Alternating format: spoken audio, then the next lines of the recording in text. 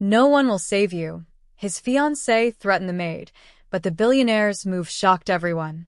The crystal chandelier cast fractured rainbows across the marble floor as Maria clutched her daughter's tiny hand, her heart hammering against her ribs. She'd worked as a maid in the Blackwood mansion for 8 months, and in all that time, she'd never seen Victoria Ashford's face twisted with such venomous rage. "You spilled wine on a dress worth more than your pathetic annual salary," Victoria hissed, her manicured nails digging into Maria's arm. The 29-year-old socialite's perfectly made-up face contorted with fury. "Do you have any idea what you've done?"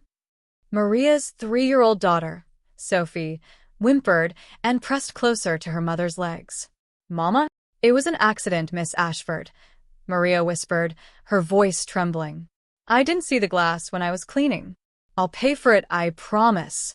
I can work extra hours." Victoria's laugh was sharp and cold as shattered glass. "Extra hours? You could work for 10 years and never afford to replace it. That was vintage Valentino, you stupid girl." She leaned closer, her breath hot against Maria's ear. "No one will save you from this. Not even Alexander."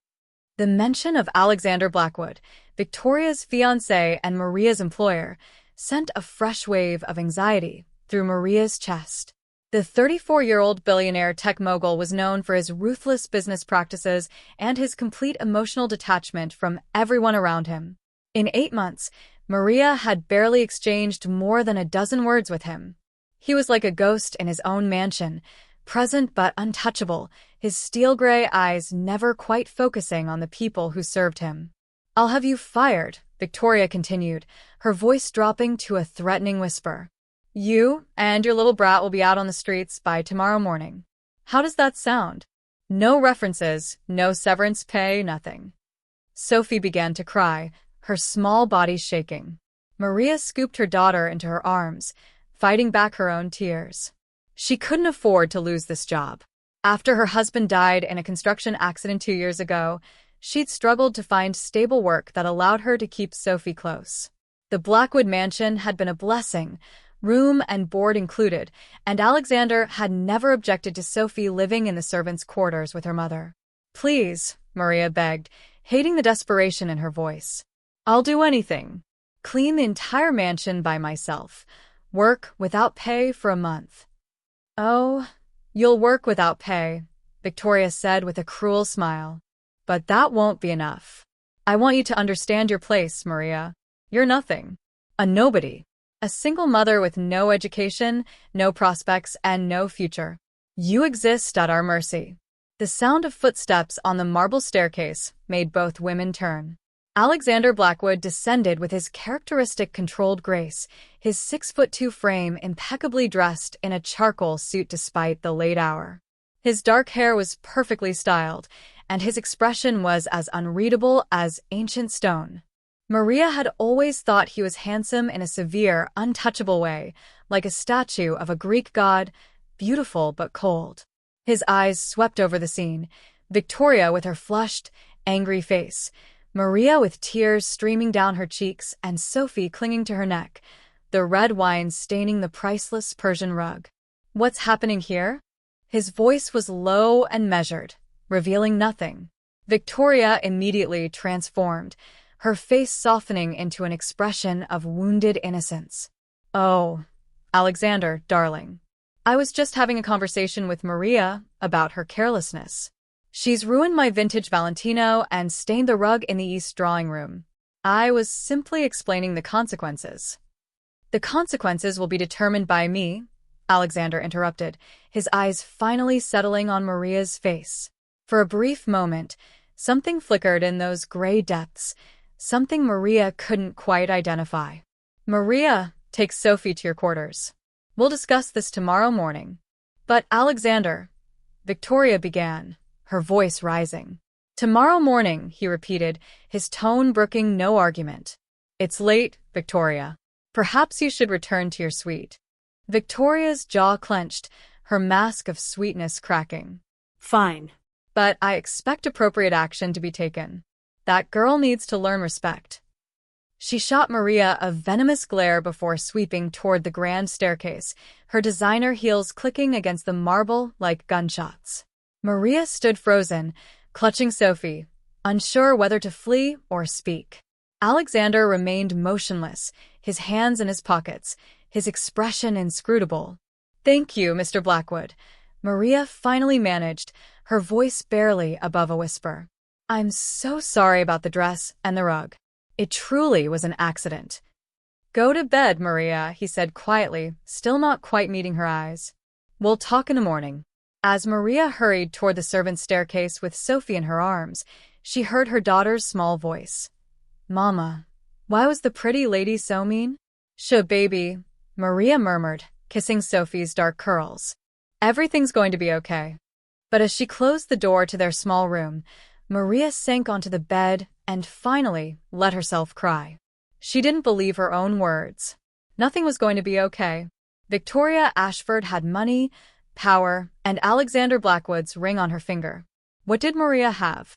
Just a 3-year-old daughter who depended on her for everything, and a job that now hung by the thinnest of threads. She held Sophie close and prayed for a miracle she didn't believe would come. Morning light filtered through the thin curtains of Maria's room, and she woke with a start, her heart already racing. She'd barely slept, nightmares of homelessness and hunger plaguing her few hours of rest. Sophie was still curled against her side, one small hand fisted in Maria's worn nightshirt, her cherubic face peaceful in sleep. Maria carefully extracted herself from her daughter's grip and moved to the small mirror above their dresser. Her reflection showed the evidence of her sleepless night, dark circles under her brown eyes, her olive skin looking sallow and tired. At 28, she sometimes felt decades older, worn down by grief, responsibility, and constant worry. She'd been so young when she married Roberto, just 22 and full of dreams. He'd been a construction worker with a brilliant smile and promises of building them a future. Then Sophie had come along, perfect and beautiful, and for 3 precious years, Maria had known what happiness felt like. Until the scaffolding collapsed, and Roberto was gone, leaving her with a toddler, mounting debts, and a grief so profound it had nearly swallowed her whole. The Blackwood mansion had been her lifeline. The salary was modest, but the room and board meant she could save almost everything for Sophie's future. She'd been so careful, so diligent, never making mistakes, always invisible and efficient. Until last night. A soft knock on the door made her jump. "Maria?" "It's Esther." Maria opened the door to find the head housekeeper, a kind-faced woman in her 50s who'd always treated her with respect. Esther's expression was sympathetic but serious. "Mr. Blackwood wants to see you in his study at 9 o'clock, Esther said gently. "I'll watch Sophie for you." "Thank you," Maria whispered. She glanced at the clock, 8:30. She had just enough time to make herself presentable and prepare for what she was certain would be her termination. At exactly 9 o'clock, Maria stood outside the heavy oak door of Alexander Blackwood's private study, her palms sweating. She'd never been inside this room before. It was his sanctuary, the place where he managed his billion-dollar empire and, apparently, where he handled unpleasant personnel matters. She knocked, 3 soft raps. "Enter." The study was exactly what she'd expected, all dark wood, leather furniture, and floor-to-ceiling bookshelves. Alexander sat behind a massive desk, his posture perfect, his face unreadable. He gestured to the chair across from him. "Sit." Maria perched on the edge of the leather chair, her hands folded tightly in her lap. She couldn't bring herself to look directly at him, so she focused on the abstract painting on the wall behind his head. "Look at me, Maria." Startled by the command, her eyes snapped to his face. Up close, she could see details she'd never noticed before. The faint scar above his left eyebrow, the slight stubble along his jaw suggesting he hadn't shaved yet, the way his gray eyes held flecks of silver that caught the morning light. "I reviewed the security footage from last night," he said without preamble. "I saw what happened." Maria's stomach dropped. Of course there were cameras. The mansion was filled with them. "Mr. Blackwood, I take full responsibility." He held up one hand, silencing her. I saw Victoria deliberately move her wine glass to the edge of the table while you were cleaning. I saw her bump into you as you were turning. I saw her knock her own glass over and then blame you for it. The words took a moment to register. Maria blinked, confused. What? It wasn't an accident, Alexander said, his voice still that same flat, controlled tone. Victoria orchestrated the entire incident. I assume she had her reasons, though I have yet to determine what they are. Hope fluttered in Maria's chest, fragile as a butterfly's wing. So, I'm not fired. For the first time since she'd met him, something almost like emotion crossed Alexander Blackwood's face, a slight tightening around his eyes, a barely perceptible softening of his mouth. No, Maria. You're not fired. He paused, then added, In fact, I've been reviewing your employment record. Esther speaks very highly of you. You've been here 8 months, and until last night's fabricated incident, there hasn't been a single complaint about your work. You're efficient, thorough, and discreet. Thank you, sir, Maria said, relief flooding through her so powerfully she felt lightheaded.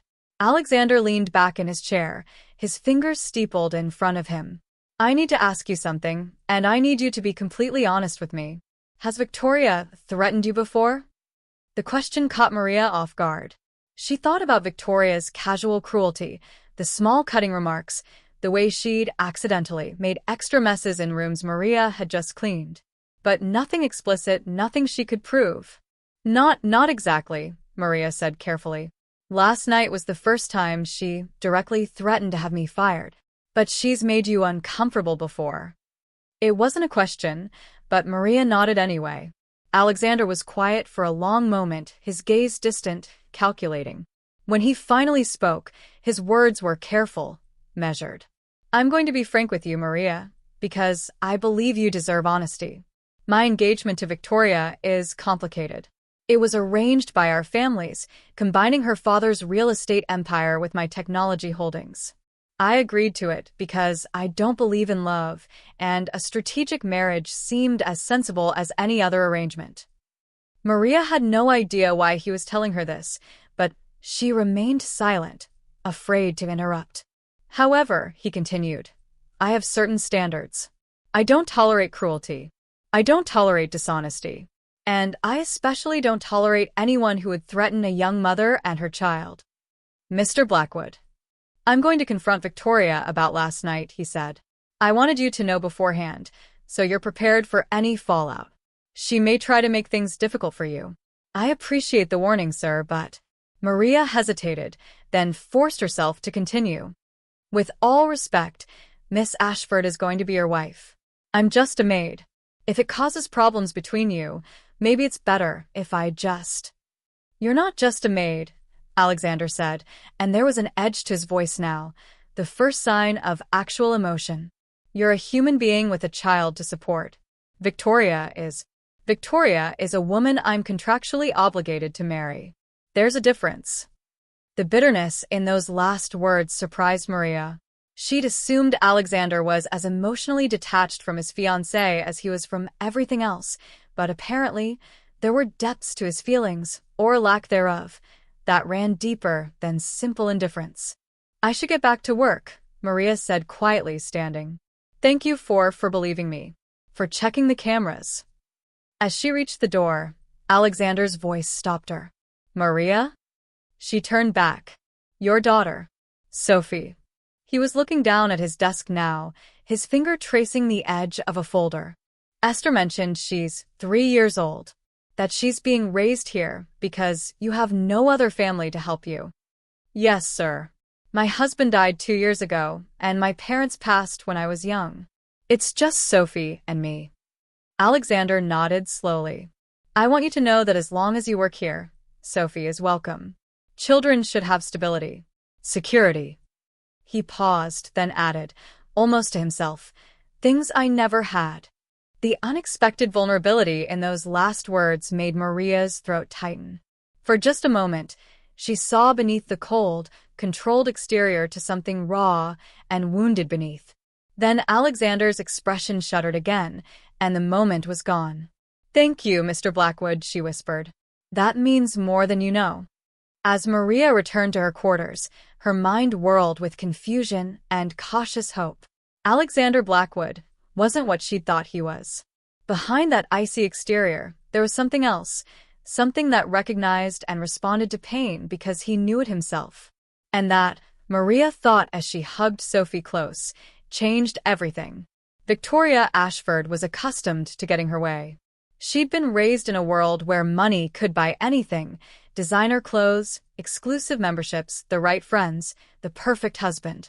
Alexander Blackwood had been the ultimate acquisition, a billionaire who checked every box her father and society demanded. The fact that he was emotionally unavailable suited her perfectly. She didn't want messy feelings. She wanted status. So when Alexander summoned her to his study that same afternoon, requesting her presence with the cold formality he used for business meetings, she assumed it was about wedding planning or some tedious merger detail. She certainly didn't expect him to slide a tablet across the desk toward her, the security footage already queued up. "What is this?" she asked, her tone light and unconcerned. "Watch it." Victoria's perfectly manicured finger touched the play button, and her stomach clenched as she watched herself deliberately moving the wine glass, bumping into Maria, orchestrating the entire scene. Damn it. She'd forgotten about the cameras in the East drawing room. "Alexander, darling. Don't." His voice was ice. "I watched you deliberately set up an innocent woman to take the blame for something she didn't do. I watched you threaten to have her and her 3-year-old daughter thrown onto the streets. So before you insult both of us by attempting to lie, I want you to explain to me why." Victoria's mind raced. She could feel control slipping from her fingers, and she hated it. "It was just a lesson," she said, trying to keep her voice steady. "That girl needed to understand her place." Her place? Alexander leaned forward, and for the first time since she'd known him, Victoria saw genuine anger in his eyes.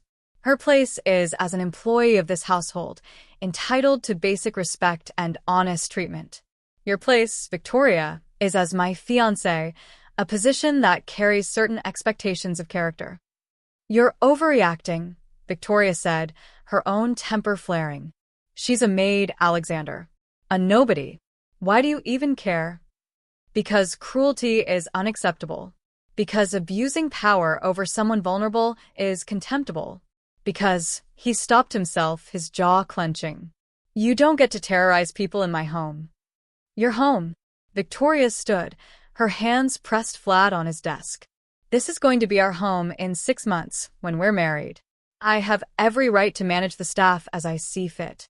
By creating false incidents and threatening single mothers?" Alexander's voice remained controlled, but Victoria could hear the fury beneath it. "That's not managing, Victoria. That's sadism." "Oh, please." Victoria laughed, though it sounded brittle even to her own ears.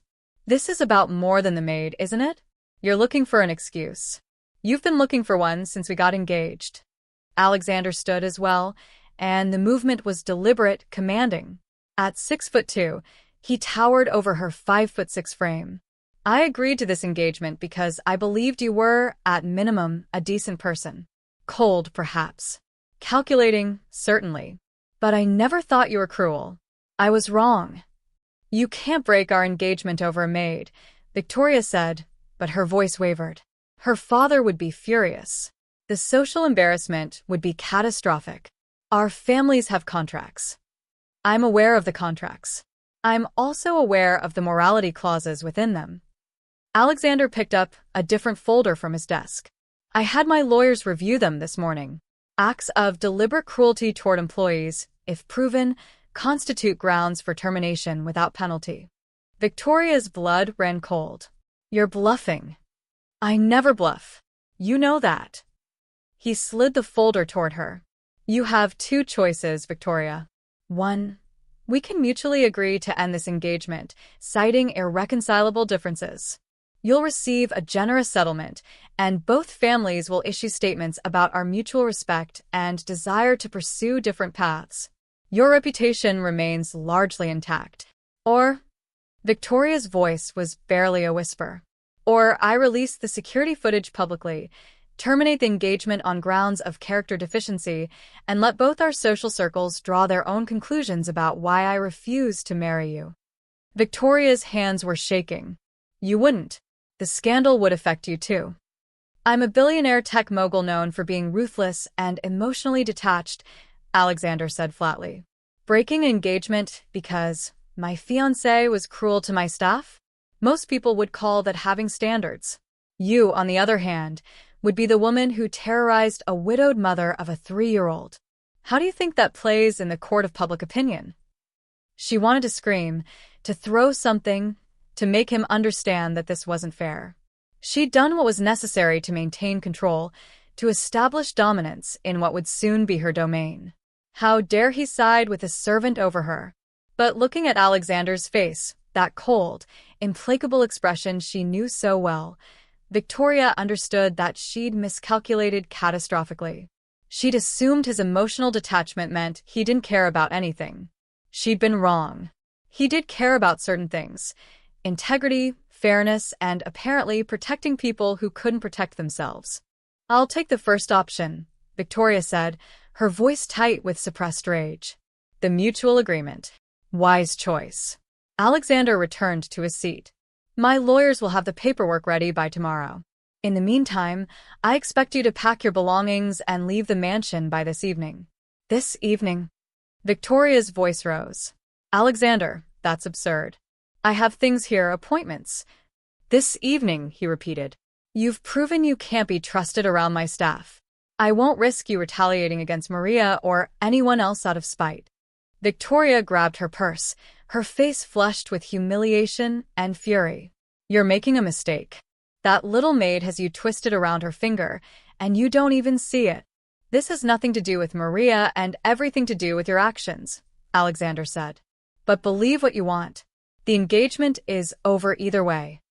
As Victoria stormed toward the door, she turned back for one final barb. "You're going to die alone, Alexander. You know that, right? You're so cold, so closed off. At least I tried. That maid you're so desperate to protect? She'll never see you as anything more than her employer. You'll still be alone, just with a clearer conscience." If her words hit their mark, Alexander didn't show it. His expression remained unchanged, carved from granite. "Goodbye, Victoria." After she left, slamming the door with enough force to rattle the books on the shelves, Alexander sat in silence. He should feel something: relief, satisfaction, perhaps even regret. Instead, he felt the same hollow emptiness that had been his constant companion since childhood. Victoria was right about one thing: he was alone. He'd been alone his entire life, even when surrounded by people. His parents had raised him with cold efficiency, teaching him that emotions were weaknesses and trust was for fools. Every relationship in his life had been transactional, including his engagement to Victoria. He pulled up the security footage again, but this time he watched Maria's face as Victoria threatened her. He saw the fear, yes, but also the way she'd instinctively protected her daughter, the quiet dignity in her voice even as she begged for her job, the tears she'd tried so hard to hide. She'd been genuinely afraid, genuinely hurt. Real emotions from a real person, not the calculated performances he was used to seeing. And when he'd told her she wasn't fired, the relief and gratitude in her eyes had been equally genuine. Alexander closed the tablet and leaned back in his chair. He'd done the right thing, the ethical thing. This wasn't about Maria being more important than Victoria. It was about basic human decency. But as he sat alone in his study, surrounded by the trappings of wealth and success, he couldn't quite shake Victoria's parting words. "You're going to die alone." He probably was. But at least he'd do it with his integrity intact. The news that Victoria had left the mansion spread through the staff like wildfire. By dinner time, everyone knew the engagement was off, though the specific reasons remained unclear. Maria heard the whispers in the kitchen, saw the curious glances thrown her way, and kept her head down, focusing on her work. She couldn't shake the feeling that she'd somehow caused this. Yes, Victoria had set her up, and yes, Alexander had found evidence, but if Maria hadn't been in that room at that moment, none of this would have happened. A man's engagement had ended, and whether or not it was a happy one, That kind of upheaval had to hurt. That evening, after putting Sophie to bed, Maria found a note slipped under her door. The handwriting was precise, controlled. Please come to the library at 9 p.m. AB. Maria's hands trembled as she held the note. Was he going to fire her after all? Had he reconsidered and decided that keeping her on staff was too complicated given everything that had happened? At exactly 9 o'clock, she knocked on the library door. Come in. The library was one of Maria's favorite rooms in the mansion, though she'd only ever cleaned it, never used it for its intended purpose. Books lined every wall, floor to ceiling, in that rich way that spoke of actual reading rather than mere decoration. Alexander stood by the window, looking out at the manicured gardens, his hands in his pockets. You wanted to see me, Mr. Blackwood? He turned, and in the soft lamplight, he looked different somehow. Tired, maybe, or just more human. He'd loosened his tie and rolled up his shirt sleeves, and there was something almost vulnerable about the informality. I wanted to check on you, he said, to make sure Victoria didn't retaliate before she left. Oh. Maria blinked, surprised. No, sir. I haven't seen her since this morning. Good. He gestured to one of the leather chairs. Please sit. I realize this is unusual, but I need to ask you something. Maria perched on the edge of the chair, her heart hammering. Alexander sat across from her, leaning forward with his elbows on his knees, a posture that was startlingly casual for someone usually so rigid. My engagement is over, he said bluntly. I want to make sure you understand that wasn't your fault. Victoria's behavior was her choice. My response was mine. You were simply caught in the middle. I know you did what you thought was right, Maria said carefully. But I also know that ending an engagement it must be difficult. I'm sorry if I caused. You didn't cause anything, Alexander interrupted, his voice firm. Victoria's cruelty caused it. My refusal to accept that cruelty ended it. Those were our choices, not yours. He paused, then added, besides, it wasn't a real relationship. It was a business arrangement. I'm not heartbroken, Maria. If anything, I'm relieved. The honesty in his words surprised her. Still, I imagine it's complicated. It is, he acknowledged. There will be social fallout, business ramifications, family drama. But those are problems I can handle. He studied her face for a moment. What concerns me more is whether you feel safe here now, whether you worry about what might happen next. The question was so unexpected, so genuinely caring, that Maria felt tears prick her eyes. When was the last time someone had asked if she felt safe? When was the last time someone had cared? I feel safer now than I did yesterday, she admitted. Before, I was always worried about making a mistake, about Victoria finding fault with something. Now, well, at least I know you'll be fair. That you'll check the facts before making decisions. Alexander nodded slowly. I want you to know something, Maria. I reviewed not just last night's footage, but several weeks' worth. I saw how Victoria treated you. The deliberate messes, the cutting remarks, the way she'd inspect your work with a magnifying glass looking for any excuse to criticize. I saw all of it, and I should have intervened sooner. I apologize for not protecting you when I had the power to do so. Maria's throat tightened. You didn't know. I should have known. This is my home, my staff, my responsibility. He ran a hand through his dark hair, disrupting its perfect styling. The truth is, I've spent so long keeping everyone at arm's length that I stopped paying attention to what was happening right in front of me. That needs to change. Mr. Blackwood. Alexander, he said. When it's just us, please call me Alexander. All this formality, it's exhausting. Maria's eyes widened. I don't think that would be appropriate, sir. A ghost of a smile crossed his face, the first she'd ever seen. Probably not, but I'm asking anyway. They sat in silence for a moment, and Maria found herself really looking at him for the first time. Not as her employer, not as the distant billionaire who owned the mansion, but as a person. She saw the loneliness in his eyes, the weight of whatever burdens he carried, the careful walls he'd built around himself. Can I ask you something? Maria ventured. Of course. Earlier, when you were talking about Sophie, you said children should have stability and security. You said those were things you never had. She hesitated. What did you mean? Alexander was quiet for so long that Maria thought he wouldn't answer. When he finally spoke, his voice was distant, as if he were talking about someone else's life. My parents were wealthy, successful, and completely emotionally unavailable. I was raised by a rotation of nannies and sent to boarding school at 7 years old. Every time I started to care about someone, a nanny, a teacher, a friend, they were removed from my life. My parents believed that emotional attachments made people weak, manipulable. They raised me to trust no one, to depend on nothing but money and power. Maria's heart ached for the lonely little boy he must have been. I'm so sorry. Don't be. It made me successful. But his voice lacked conviction. I built a tech empire by the time I was 30. I'm one of the richest men in the country. I achieved everything my parents wanted for me.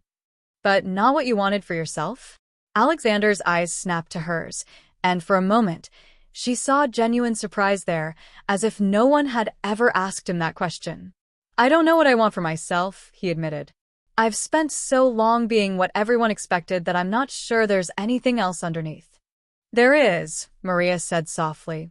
Today, you stood up for someone who had no power, no voice, no way to defend herself.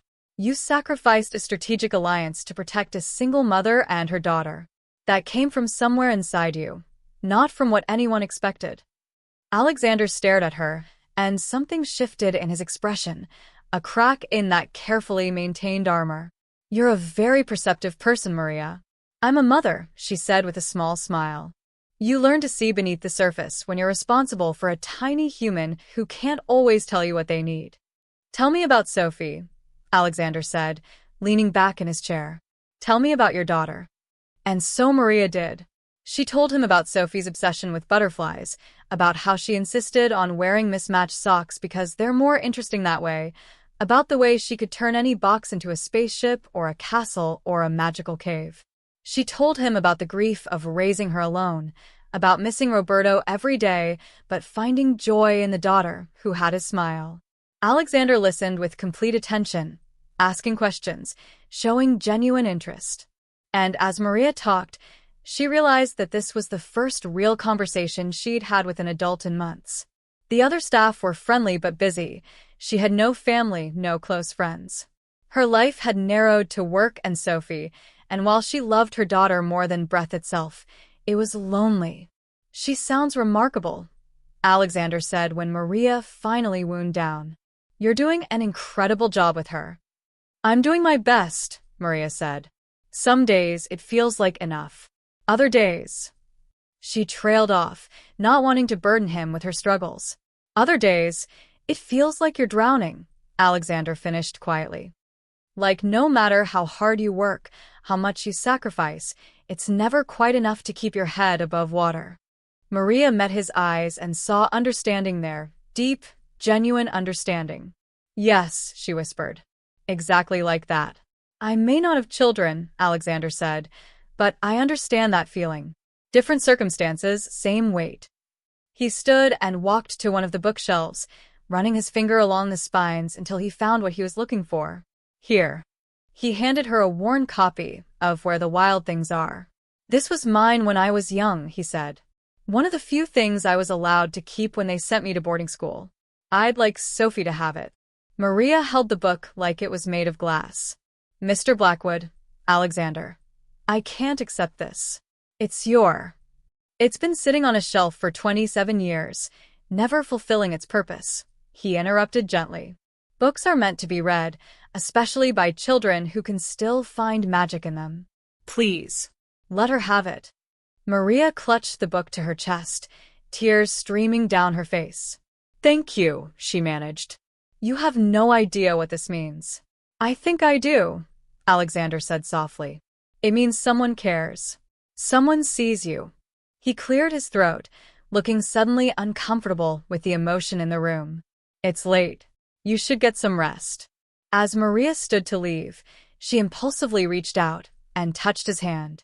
Alexander froze, staring down at the point of contact like he'd never experienced such a simple gesture before. You're not alone, Maria said. I know you think you are, but you're not. Thank you for everything you did today. For believing me. For protecting us. For this conversation. It meant more than you know. She left before he could respond, clutching the precious book, her heart feeling lighter than it had in years. Behind her, Alexander stood in the empty library, staring at his hand where she'd touched it, feeling the ghost of warmth against his skin. For the first time in his life, he wondered if maybe, just maybe, Victoria had been wrong. Maybe he didn't have to die alone after all. In the weeks following Victoria's departure, the atmosphere in the Blackwood mansion underwent a subtle but profound transformation. Alexander had always been a distant presence, glimpsed occasionally as he moved between his study and his car, acknowledged with respectful nods but never truly engaged with. Now, however, he seemed more present. It started small. He'd paused to ask Esther about her daughter's college applications. He remembered the groundskeeper's name and inquired about his wife's hip surgery. He actually noticed when the morning light hit the east windows particularly beautifully and mentioned it to whoever happened to be nearby. And with Maria, things had shifted in a way that both terrified and warmed her. Sophie had fallen in love with the book Alexander had given her, insisting on reading it every single night, her small finger tracing the illustrations of Max and his wild things. One evening, as Maria was reading it to her daughter for what felt like the 100th time, there was a soft knock on their door. Maria opened it to find Alexander standing in the hallway, looking almost uncertain, an expression so foreign to his usually confident demeanor that it startled her. "I'm sorry to disturb you," he said. "I heard the reading from downstairs and—" He trailed off, seeming unsure how to continue. "Would you like to come in?" Maria asked, stepping back. Alexander entered the small room that served as both bedroom and living space for Maria and Sophie. He looked around at the modest furnishings, the crayon drawings taped to the walls, the pile of clean laundry waiting to be folded, all the intimate details of their simple life. "Mr. Alexander," Sophie exclaimed, bouncing on the bed. She'd taken to calling him that, a compromise between formality and friendliness. "Mama's reading the book you gave me." "I heard," Alexander said, and there was genuine warmth in his voice. "It's a wonderful book. The wild things are scared of Max, but really they just want to be friends," Sophie explained with the profound certainty of a 3-year-old. "That's what Mama says. Sometimes people seem scary, but they're actually nice inside." Alexander's eyes met Maria's over Sophie's head, and something unspoken passed between them. "Your mama is very wise," he said. "Will you read with us?" Sophie asked, patting the bed beside her. "Mama does the voices, but maybe you could do the wild thing voices? They need to be growly." Maria expected him to make an excuse and leave. Instead, Alexander surprised her by removing his suit jacket, draping it carefully over the back of their single chair, and sitting on the edge of the bed. "I think I can manage growly," he said seriously. For the next 20 minutes, Maria and Alexander read to Sophie together, taking turns with the voices. Alexander's wild, thin growls were indeed impressive, and Sophie dissolved into giggles every time. Maria found herself laughing too, caught up in the simple joy of the moment. When Sophie's eyes finally began to droop, Alexander stood quietly and retrieved his jacket. "Good night, Sophie," he said softly. "Night, Mr. Alexander," Sophie murmured, already half asleep. "Can you read with us again tomorrow?" Alexander glanced at Maria, who gave a small, uncertain nod. "I'd like that very much," he said. In the hallway outside, Maria walked with him toward the stairs. "You didn't have to do that," she said quietly. "But thank you." She loved it. "I loved it too," Alexander admitted. "I haven't read that book since I was 7 years old. I'd forgotten how." He paused, searching for the word. "Magical?" Maria offered. "Human," he corrected. How human it felt to share a story with someone. They stood in the dim hallway, and Maria was acutely aware of how close he was, how different he looked with his tie loosened and his hair slightly mussed from where Sophie had reached up to touch it during the reading. "Alexander," she began, then stopped, unsure what she wanted to say. "Yes. Why are you doing this?" "The reading, the conversations, all of it. I'm grateful, but I don't understand." He was quiet for a long moment. Do you know what it's like to go through life without ever really touching anyone? Not physically, I mean emotionally. To never let anyone close enough to matter? It sounds lonely. It's the loneliest thing in the world, he said. And I've been doing it for so long, I'd convinced myself it was normal. That everyone felt this way. Then you touched my hand that night in the library and I realized. He stopped, shaking his head. I sound insane. You realized what? Maria pressed gently. That maybe I'd been wrong. That maybe the walls I'd built to protect myself were actually a prison. And when Sophie asked me to read with you, to be part of something so simple and good and real. He met her eyes. I didn't want to say no. I'm tired of saying no to everything that might make me feel something. Maria's heart was pounding. Alexander, I'm still your employee. This, whatever this is, it's complicated. Everything in my life is complicated, he said with a trace of his old coldness, but then his expression softened. But reading to a 3-year-old isn't complicated. Talking to someone who sees me as a person rather than a portfolio isn't complicated. Maybe I need some uncomplicated in my life. Before Maria could respond, he added, I'm not expecting anything from you, Maria. I'm not putting you in a difficult position or abusing my power as your employer. If you want me to stop coming by, if this makes you uncomfortable, tell me, and I will. But if you're asking why I'm doing this, it's because you and Sophie make me remember what it feels like to be human. And I'd forgotten. Maria wanted to tell him that she understood, that she felt it too, this strange connection forming between them. That in the past few weeks, she'd started seeing beneath his cold exterior to the lonely, yearning man underneath. That when he smiled at Sophie's antics, her heart did strange things in her chest. But she was a 28-year-old widow who cleaned his house.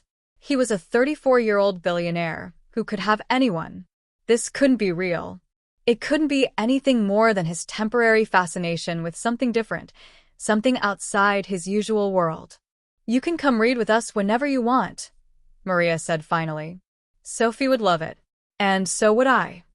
The smile that crossed Alexander's face was small but genuine, the second real smile she'd seen from him, and it transformed his entire face from severe to beautiful. Tomorrow night then, he said. Same time, same time. Over the following weeks, their evening reading sessions became a ritual. Alexander would finish his work and come to their small room, and for half an hour, the three of them would escape into whatever book Sophie had chosen. Sometimes it was Where the Wild Things Are, sometimes one of the library books Maria checked out for her daughter. But the reading sessions began to extend into conversations after Sophie fell asleep. Maria would walk Alexander downstairs, and they'd stop in the library or the kitchen, talking about everything and nothing. He told her about his childhood, about the boarding schools and the empty holidays, about building his company from the ground up and the isolation of success. She told him about her marriage to Roberto, about the grief of losing him, about the fierce love she felt for Sophie, and the constant terror that she wouldn't be enough. They never touched beyond the occasional accidental brush of hands, never crossed any lines that couldn't be uncrossed.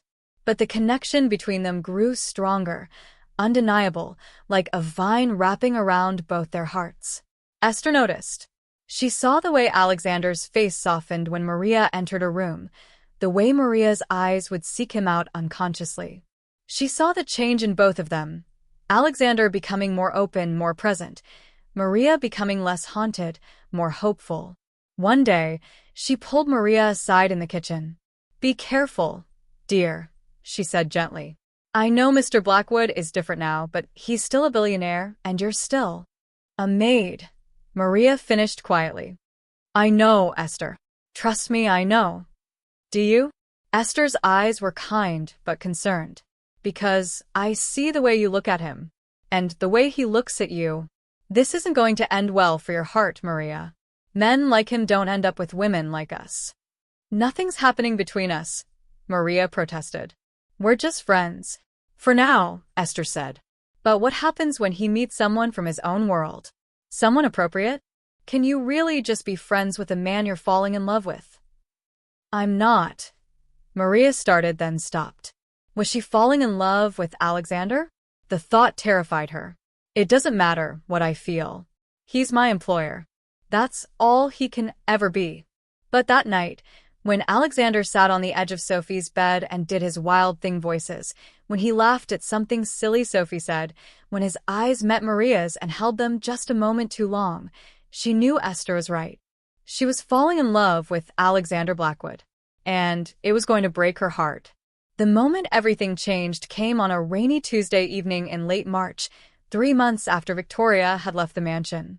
Alexander had spent the day in back-to-back video conferences with investors in Tokyo and London, and he was exhausted, the kind of bone-deep tired that came from too many hours maintaining the cold, calculated persona the business world expected.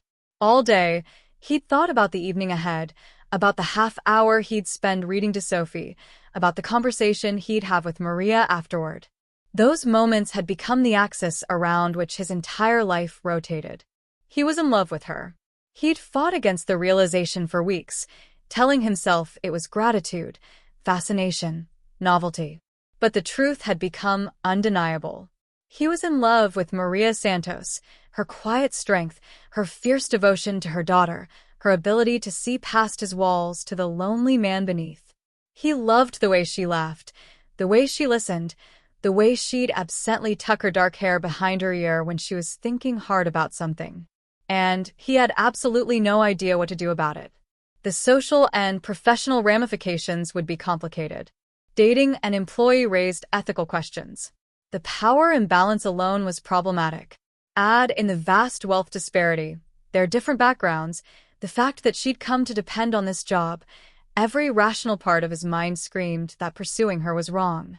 But his heart, that organ he'd spent 34 years trying to ignore, insisted that she was the only right thing in his carefully constructed life. Alexander found Maria in the library that evening, but she wasn't alone.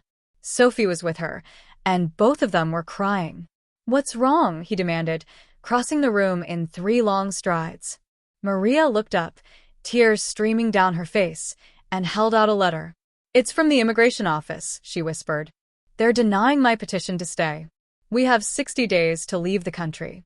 Alexander took the letter with hands that weren't quite steady. He read it quickly, his mind already racing through legal options, workarounds, solutions.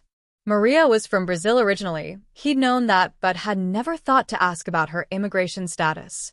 Apparently, she'd been here on a work visa that was tied to her late husband's employment. When he died, she should have left, but with a toddler and no family in Brazil, she desperately sought extensions, temporary statuses, anything to stay in the only country Sophie had ever known. Now, it seemed, her options had run out. "There has to be something we can do," Alexander said. "A lawyer." "I've talked to 3 lawyers," Maria said, her voice breaking. "They all say the same thing. Without a family member who's a citizen, or a job that sponsors special visas, or—" She paused, then continued quietly, "or marriage to a citizen, I have no path to staying." Sophie clung to her mother's neck, sobbing. "I don't want to leave. I want to stay with Mama and Mr. Alexander." Something in Alexander's chest cracked open. This child, this sweet, innocent child who'd never done anything wrong, was going to be uprooted from her home because of bureaucratic red tape. And Maria, who'd already lost so much, would have to start over in a country she'd left years ago, with no support system and no resources. Unless. The thought formed before he could stop it, and once it was there, it wouldn't leave. Marriage to a citizen. Maria needed marriage to a citizen. "I'll marry you." The words hung in the air like smoke. Maria's head snapped up, her tear-stained face shocked. "What?" "I'll marry you," Alexander repeated, his voice gaining strength. "If marriage to a citizen would let you stay, then marry me." "Alexander, that's insane," Maria said, but he could hear the desperate hope beneath her words. "You can't just marry someone to fix their immigration problems. That's fraud. You could go to jail." "Not if it's real," he interrupted. "Not if we're actually married, actually together. Not if it's not a fraud at all." Maria stared at him like he'd lost his mind. Maybe he had. "You're proposing a marriage of convenience? After everything that happened with Victoria?" No. Alexander knelt in front of her chair, bringing himself to eye level with both Maria and Sophie. I'm proposing an actual marriage. To you. Because I'm in love with you, Maria. I have been for weeks. Maybe longer. Maria's breath caught. You can't be. Why not? Because I'm a maid. Because I clean your house and you pay my salary, and there's a power dynamic that makes this impossible. Then I'll fire you, Alexander said simply. Right now. Maria Santos, you're fired. Effective immediately. He turned to Sophie. Sophie, would it be okay with you if I married your mama? Sophie's tears had stopped, and she was watching this exchange with wide, fascinated eyes. Would you be my daddy? The question hit Alexander like a physical blow. A daddy. He'd never considered having children, had certainly never imagined himself in a parental role. But looking at Sophie's hopeful face, he realized that somewhere in the past 3 months of reading bedtime stories and listening to her chatter about butterflies, she'd already worked her way into his heart right alongside her mother. I would be honored to be your daddy, he said quietly. Then yes, Sophie exclaimed, throwing her arms around his neck. Yes, yes, yes. But Maria was shaking her head, fresh tears streaming down her face. No. Alexander, no. You're not thinking clearly. You're trying to fix a problem, and marriage seems like the solution, but it's not. You'd grow to resent us. This life, a ready-made family, a wife who comes from nothing, it's not what you want. How do you know what I want? Alexander asked, still kneeling before her. Maria, I spent 34 years thinking I wanted success, wealth, power. I achieved all of it, and I was miserable. Then you touched my hand in the library and asked me to read to your daughter, and for the first time in my life, I felt like I was home, like I belonged somewhere. That's gratitude, Maria whispered. That's not love. It's both, Alexander said. I'm grateful for what you've given me, the chance to be human again, to feel again. But I also love you. I love your strength and your compassion, and the way you see the best in people even when they don't deserve it. I love your laugh and your fierce protection of Sophie, and the way you make me want to be better than I am. He reached out and gently took her hand. I know this is sudden. I know there are 1,000 practical concerns. But I also know that I don't want to live in a world where you and Sophie aren't in my life. So I'm asking you to marry me. Not as a convenience, not as a solution to a problem, but as the woman I love and want to build a life with. Maria was openly sobbing now. I'm terrified, she admitted. I'm terrified of losing my daughter, of going back to Brazil with nothing, of failing her. But I'm also terrified of this, of believing in something too good to be true and having it fall apart. Then let's be terrified together, Alexander said. Let's take this leap and see where we land. For a long moment, Maria just looked at him, searching his face for any sign of doubt or hesitation. But Alexander had never been more certain of anything in his life. This woman, this child, they were his future. Everything else was just details. Okay, Maria finally whispered. Yes. I'll marry you. Alexander stood, pulling her into his arms, and for the first time in his adult life, he let himself feel the full force of his emotions. Relief, joy, love, fear, hope. All of it crashed over him in waves. Sophie squealed and wrapped her arms around both of their legs, creating a 3-person hug that was messy and perfect, and everything Alexander had never known he wanted. We'll do this right, he said into Maria's hair. We'll hire the best immigration lawyer, make sure everything is legal and proper. We'll take our time getting to know each other as partners, not employer and employee. And we'll build something real, something lasting. What about your world? Maria asked, pulling back to look at him. Your business associates, your social circle, they're not going to accept me. Then I'll find new associates and a new social circle, Alexander said firmly. You and Sophie are my world now. Anyone who can't accept that doesn't deserve a place in my life. Over the next few weeks, they did exactly what Alexander promised.